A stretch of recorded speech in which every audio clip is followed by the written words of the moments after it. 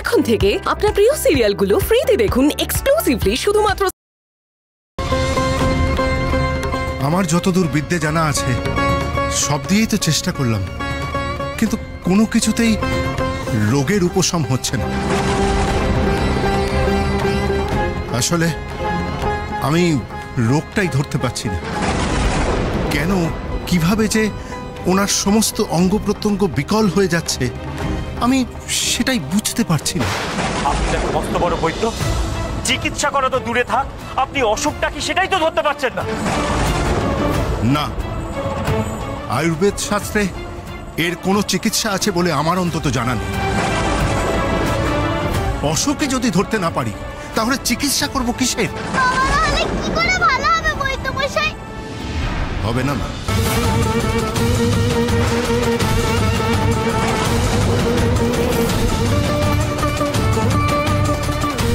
তুমি মনকে শক্ত করো মা। আজ রাতটুকু কাটবে কিনা।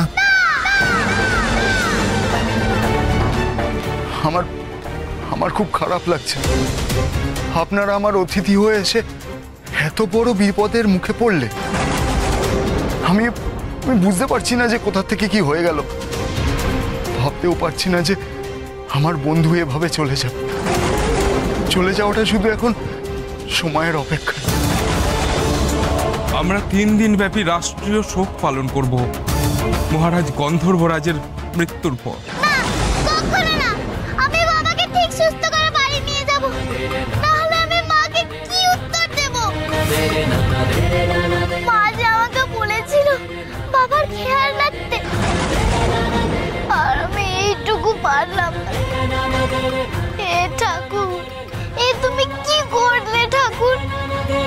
এত নিষ্ঠুর তো তুমি নাও, তাহলে বাবার কেন এই অবস্থা হয়?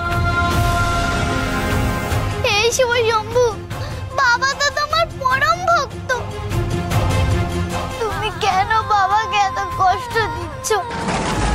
আমার বাবাকে কেড়ে নিও না ঠাকুর। বৈদ্য মশাই, আপনি আরেকবার চেষ্টা করুন না।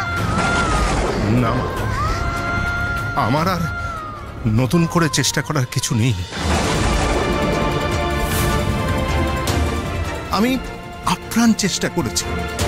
আমি বুঝতেই পারছি না ওনার অঙ্গ প্রত্যঙ্গ ক্রমশ বিকল কেন হয়ে যাচ্ছে।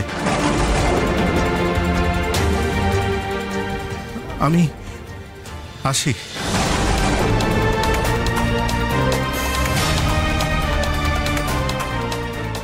আমায় বিদায় দিন মহারাজ।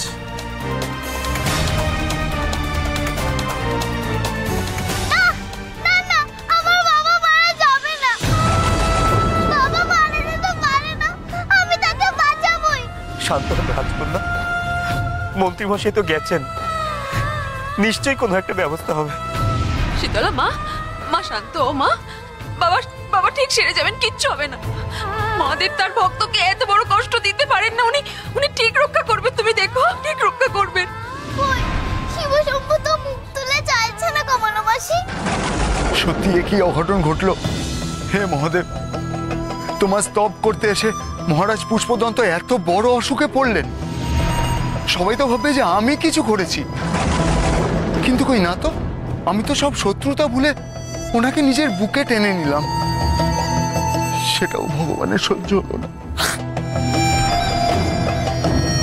মহাদেব, তুমি ওনার বদলে আমাকে তুলে নাও, আমাকে তুলে নাও।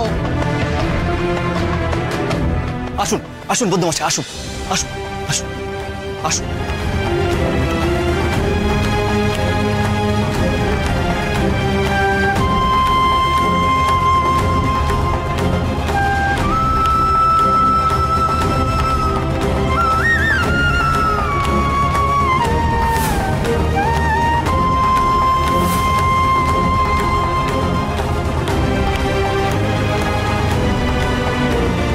মশাই, এনাকে কোথায় পেলেন? ভগবান ওনাকে মিলিয়ে দিয়েছে। হঠাৎ পথে দেখা, উনি কথা প্রসঙ্গে একবার চেষ্টা করে দেখতে চাইলেন।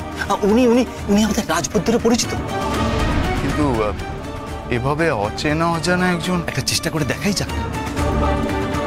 আপনি দেখুন বৈদ্যমশাই।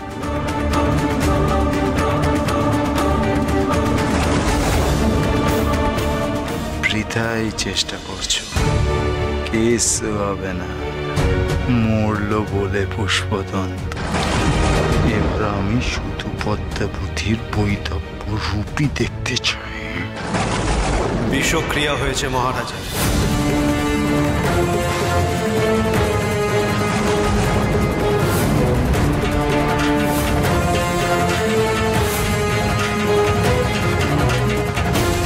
বিষ? কিন্তু কিন্তু কিভাবে? উনি তো কিছু খাননি। শিবস্তুতির আগে উনি জল গ্রহণ পর্যন্ত করতেন। ওনার ত্বকের মাধ্যমে শরীরে বিষ প্রবেশ করেছে।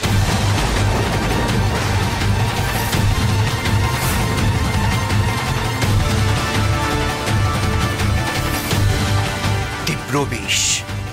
বিষ?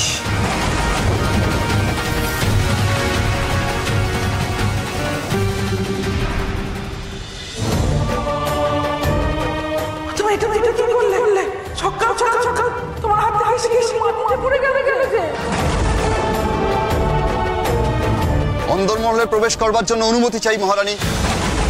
আসুন সেনাপতি মশাই। ক্ষমা করবেন মহারানী, অসময়ে আপনাকে বিরক্ত করবার জন্য। নেহাত কোনো উপায় ছিল না, তাই বাধ্য হয়ে। আসলে এমন একটা দুঃসংবাদ। দুঃসংবাদ? কি দুঃসংবাদ? কি হলো? কি দুঃসংবাদ বলুন সেনাপতি মশাই। আসলে কথাটা আপনাকে জানাবার কথা নয় রানীমা। যুবরাজ আমাকে নিষেধ করেছিলেন, কিন্তু সংবাদটা যেহেতু মহারাজ সংক্রান্ত, তাই মনে হলো। কি বলছো কি তুমি? তুমি যা বলছো সত্যি বলছো তো? মিথ্যে বললে কিন্তু। যুবরাজ, আমি ঠিকই বলছি। আমি জেনে এসেছি যে আমাদের মহারাজ খুবই অসুস্থ। ও দেশের বৈদ্য নাকি হাল ছেড়ে দিয়েছেন। শুনেছি তীব্র বিষক্রিয়ার ফলে মহারাজ আজ মরণাপন্ন। বিষ? মহারাজকে বিষ দেওয়া হয়েছে? কিভাবে হলো এটা? বিষ কিভাবে মহারাজের দেহে গেছে সেটাই তো বোঝা যাচ্ছে না। কি সব যাতা বলছো? না না, এ নিশ্চয়ই লক্ষ্মীনারায়ণের কোনো শয়তানি চাল। যুবরাজ, আপনি আমায় আদেশ দিন। আমি এক্ষুনি চন্দ্রপুর আক্রমণ করব এবং এর উপযুক্ত প্রতিশোধ নেব। তার আগে রানীমাকে খবর দিতে হবে মহারাজের বিষয়ে। এই খবরটা পাঁচকান করা যাবে না, আর পদ্মাকে গুণাক্ষরেও জানানো যাবে না। আতঙ্কে অস্থির হয়েও কি কাণ্ড বাঁধাবে কে জানে। তাহলে আমরা কি করব যুবরাজ? আমরা কি হাত পা গুটিয়ে বসে থাকবো? সেনাপতি, আমাদের কাছে কি কোনো প্রমাণ আছে যে এই বিষক্রিয়ার জন্য চন্দ্রপুরের রাজা দায়ী? নেই তো। তাছাড়া শীতলা, পুষ্পদন্ত, মহামন্ত্রী সবাই ওই রাজ্যে রয়েছে।